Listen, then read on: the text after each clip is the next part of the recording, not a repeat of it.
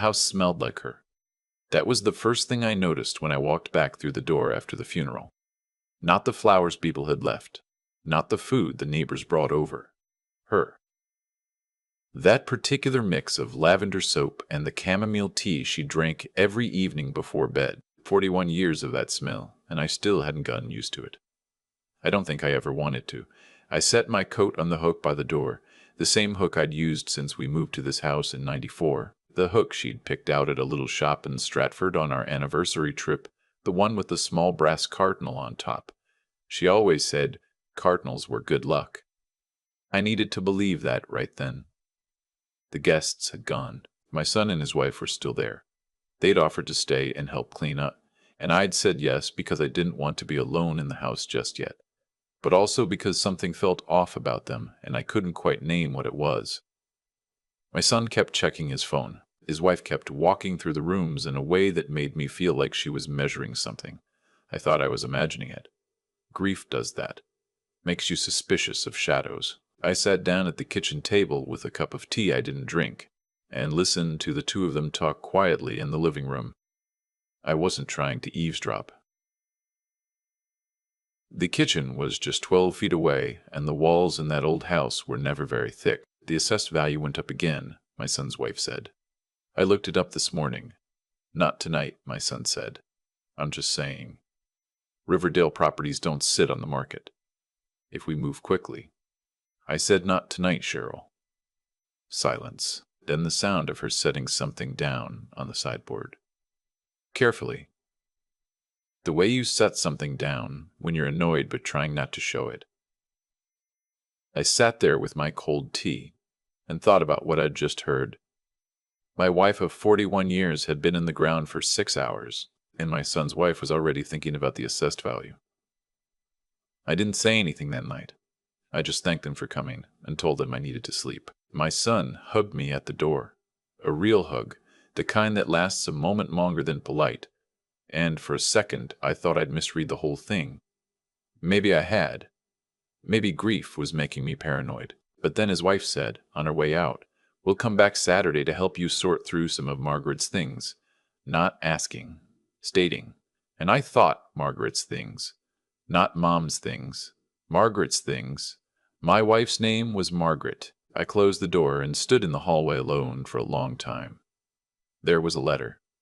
Margaret had told me about it 3 weeks before she died, in one of those conversations you have when you both know the end is coming, and you finally stop pretending otherwise. She'd pressed my hand and said, "There's a letter in the blue tin in the bedroom, the one from the Lunenburg market.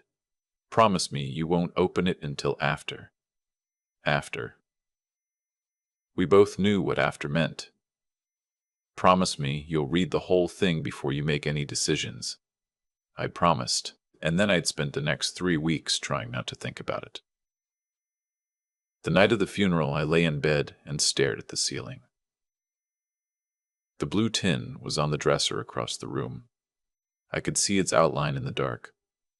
I thought about opening it 100 times, but I'd promised her after, and to me that meant when I was ready.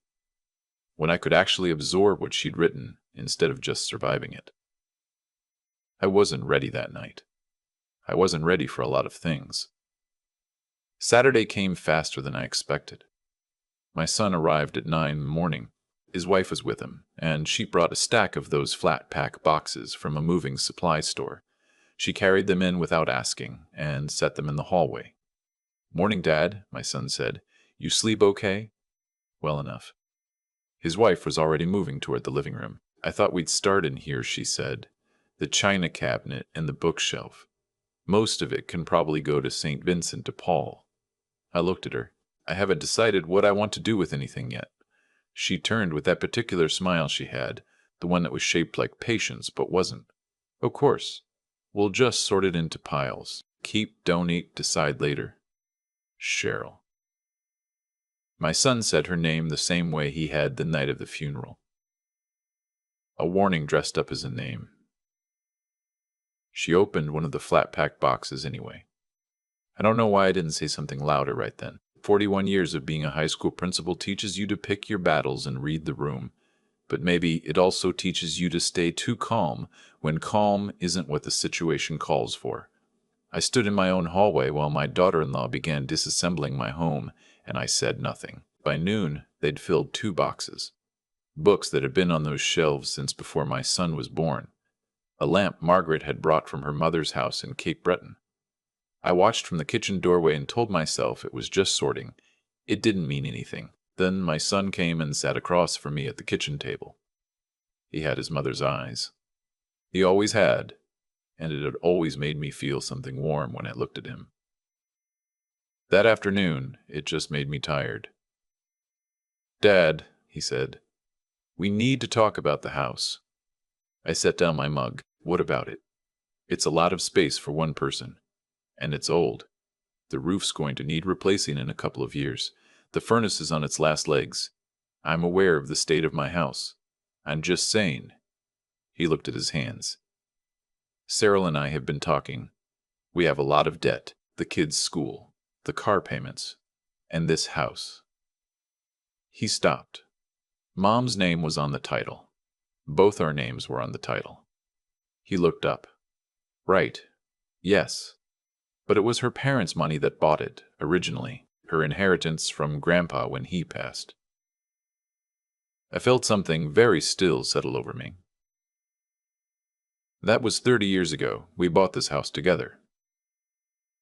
I know that. I'm just." He rubbed the back of his neck. "A lawyer might say it's complicated." "A lawyer? Dad, you've spoken to a lawyer." He didn't answer right away, and that was its own answer. "We just wanted to understand the situation," he said finally, before anything was decided. I looked at my son across the kitchen table. The table where he'd done his homework every night for 12 years, where we'd had Christmas breakfast every December 25th, where his mother had sat the morning she told me she loved me for the very first time in that kitchen, over terrible instant coffee we'd made because we couldn't afford anything better. And I understood that the conversation had been going on for a long time before I was invited into it. "I need you to go," I said. "Dad, I need you and Cheryl to take your boxes and go home. I'll call you when I'm ready to talk." They left. I stood at the window and watched the car pull out of the driveway. Then I went to the bedroom and took the blue tin down from the dresser. I sat on the edge of the bed, our bed, and opened it. Margaret's handwriting was small and careful, the way it had always been. She'd been a librarian for 32 years, and she wrote like someone who understood that words took up space. And space was worth respecting. I won't share everything she wrote. Some of it belongs only to me. But I'll tell you the parts that matter to the story. She had known. Not about any specific conversation my son and his wife might have had. How could she? But about the pattern, the way his wife had started asking questions about the house 2 years earlier. Careful questions, framed as concern. "Are you two thinking about downsizing? Had you looked into reverse mortgage options?" I was reading that older homes in this neighborhood are really holding their value. Margaret had noticed. She noticed everything. She just never said anything to me, because she didn't want me to feel afraid before there was something to be afraid of. She also told me about the cottage. I hadn't known about the cottage. That was the extraordinary part. When Margaret's father died, he left her 2 things. The money we'd used for the down payment on the house, which I knew about, and a small piece of land on a lake north of Halliburton, which I did not. She'd kept it in her name alone, maintained it quietly for 30 years, paid the taxes herself from a small savings account I'd never had reason to look at. She hadn't hidden it from me maliciously. She'd simply kept it the way some people keep a candle lit in a window. Just in case. Over the last 2 years, watching her health decline and watching her daughter-in-law's questions become more frequent, she had transferred ownership of the cottage to a family trust. The trust's beneficiary was not our son. It was our 2 grandchildren, his kids, but held in trust until they were 25, administered by her sister in Halifax. She'd also moved the majority of what remained of her family inheritance, investments she'd managed herself since her father's death, quietly and competently, because Margaret was quietly and competently extraordinary at most things, into the same trust. It wasn't a fortune by Bay Street standards, but it was enough. More than enough. If you're reading this, she wrote near the end, then things have probably gotten uncomfortable. I'm sorry for that. I'm sorry I won't be there to deal with it with you. But you don't have to give anything away that isn't yours to give. The house is yours. I made sure of it. The rest is for the children. The actual children. The small ones who still think you hung the moon. And I need you to let it be that. Then, in her small, careful handwriting, she'd written the name and number of her lawyer. Not my son's lawyer. Her lawyer, who had been managing these arrangements quietly for 2 years. I sat on the edge of the bed for a long time. Outside, a cardinal landed on the fence post in the backyard and sat there for a moment before flying away. I called the lawyer on Monday morning. Her name was Odette Tremblay, and she was matter-of-fact and kind in equal measure, which I appreciated.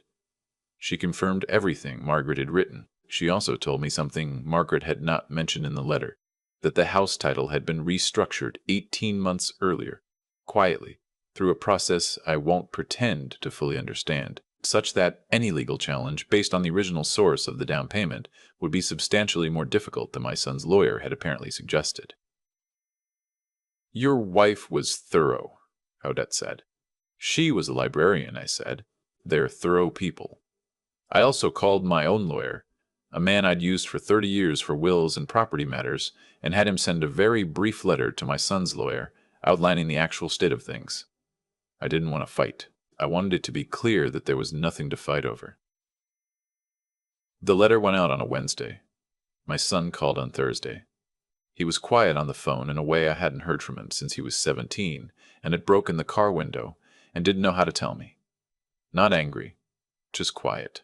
I didn't know, he said, about any of it. I know you didn't. Cheryl. He stopped. She told me it was straightforward, that a lawyer she'd talked to said, "Your wife has been planning this for a while," I said. "Your mother noticed." Silence. I'm sorry, Dad. I know. I don't know how. His voice caught. She was my mom. Yes, she was. I didn't say anything else sharp. There wasn't any point. He'd grown up in this house, too, and whatever his wife had talked him into thinking was reasonable, I could hear in his voice that it had cracked open, and he was standing in the pieces of it. That was enough. That was its own kind of consequence.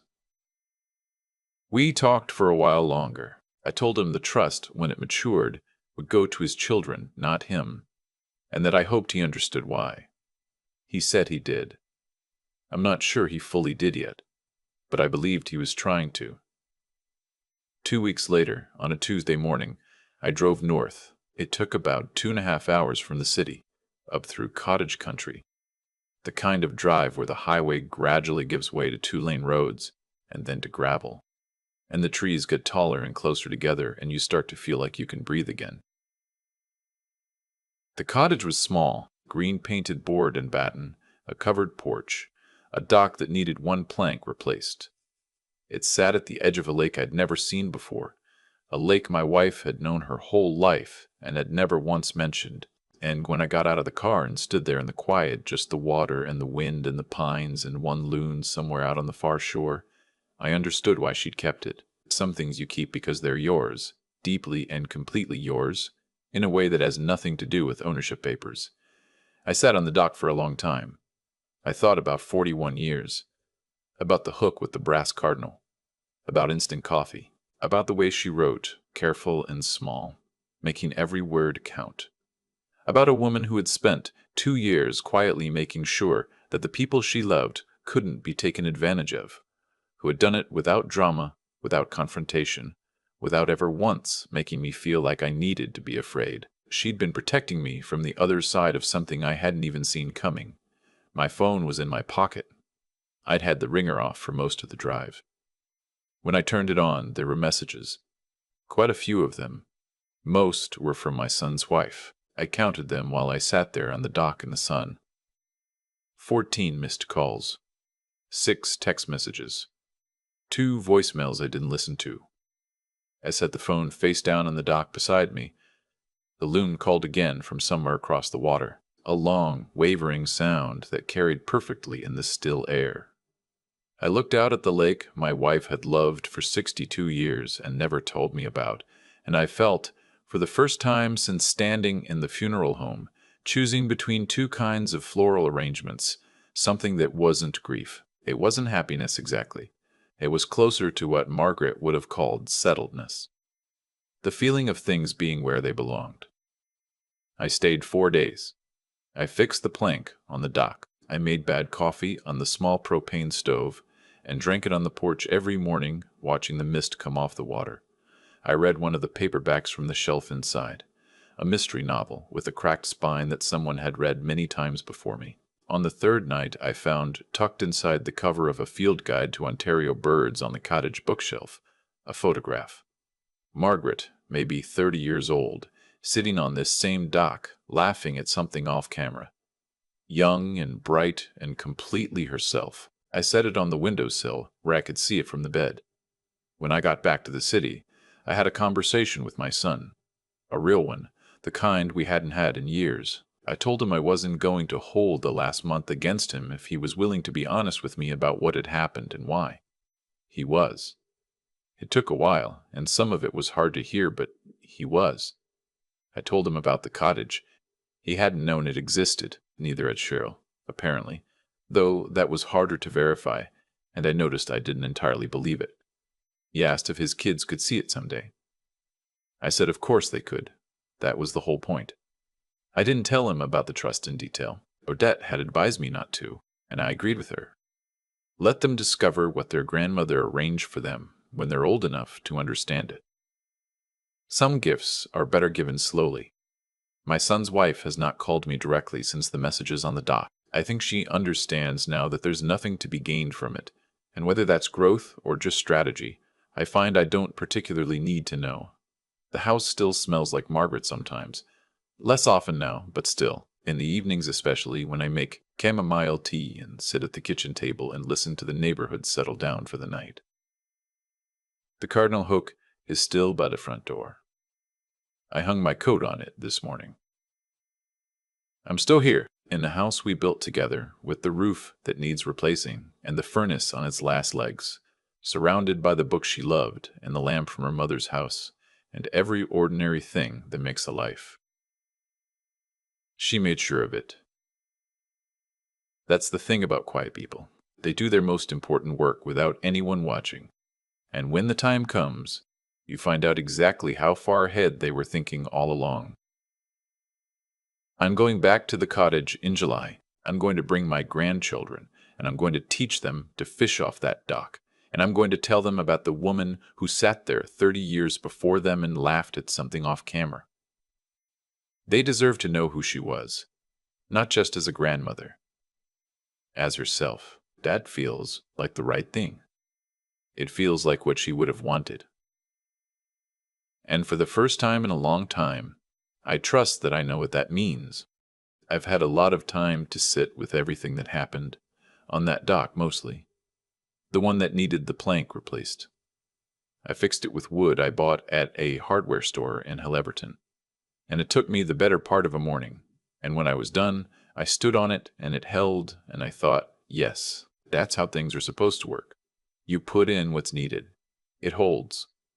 I don't think Cheryl is a monster. I want to be clear about that. She made choices that came from fear and ambition, and those are very human things. But there's a version of herself she could have been. The version that sat with her father-in-law at the kitchen table after his wife's funeral and asked how he was doing and meant it. And she chose a different version instead. That has consequences. Not punishment from somewhere outside, just the natural weight of what you decided to be, settling onto your life. My son is still figuring that out. I can hear it when we talk. He's a decent man who let someone he loved talk him into something indecent, and now he has to live with knowing that about himself. That's not a small thing to carry. I don't envy him that. But I also think it might be the most useful thing that's ever happened to him, if he lets it be. Margaret understood something that took me longer to learn. She understood that intelligence without integrity is just a sharper tool for making a mess. She was the smartest person I knew, and she used it quietly, carefully, always in the direction of something that would last. The trust she set up, the cottage she kept, the letters she wrote. None of that was about winning. It was about making sure the people she loved couldn't be turned against each other by the people who didn't love them enough. That's a kind of wisdom I'm still trying to grow into. What I know now, sitting on this dock on a July morning with 2 grandchildren asleep in the cottage behind me, is that you cannot rush that kind of understanding. It comes from paying attention over a long time, from noticing what actually holds and what only looks like it does. Margaret spent 41 years paying attention, and she knew the difference better than anyone. I also know that the moment I stayed quiet in my own hallway and watched those boxes being filled, that wasn't weakness. It felt like it at the time. But I think it was something else. It was me trusting, without quite knowing why yet, that the situation was not what it appeared to be. That somewhere ahead of me, something was already in place. I wasn't wrong. There's a photo of Margaret on the windowsill in the cottage. 30 years old, laughing at something off camera. I look at it every morning when I wake up. I don't need to know what she was laughing at. It's enough that she was.